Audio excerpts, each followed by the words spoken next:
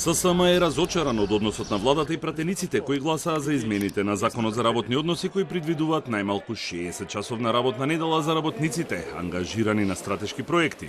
И најавува дека во првиот момент кога ќе стапи на сила, ќе побара повторно Уставниот суд да пресече дали е дискриминаторски и противуставно или не.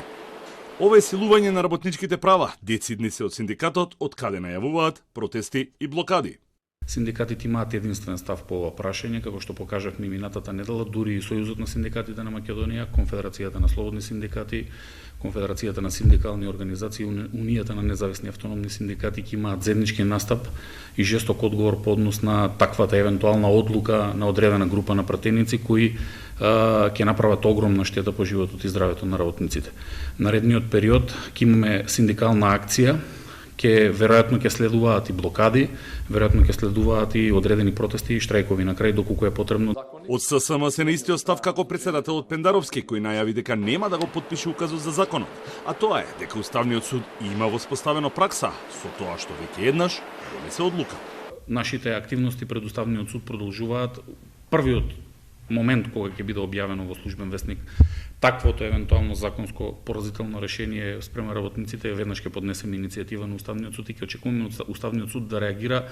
тројно побрзо отколку што реагираше за зголемување на платите од 78% на функционерите и очекуваме дека ставот кој го имаше Уставниот суд пред 6 месеци ќе го потврди само со оглед на тоа што Уставниот суд досега во историјата на Македонија за исто прашање не одлучувал два пати различно. Еднаш им го бутнавме на Уставен суд, ќе им го бутнеме уште еднаш. Образложението на владата дека ќе се скрати времето на изградба и трошоците за ССМ е бесмислено. Овие пратеници кои денеска ќе гласаат и оние министри во владата кои го утврдиле ваквиот предлог закон, дури и министерката за труд која го потпишала таквиот предлог закон, ќе овозможат да погинат огромен број на работници на тие градилишта. За нас е нејасно зошто сега, постфестум, минуваме нешто што некој го превземал како обврска предходно и доколку превземал таква обврска, дали знаел дека ова се мора да се стори на работниците. Зборуваме за нечовечки услови од 72 часови, имајќи во предвид дека тие работници ќе работат без престан 6 дена во неделата по 12 часа и ќе имаат само 24 часа неделен одмор, за кои не сме сигурни дека ќе ги уживаат како такви.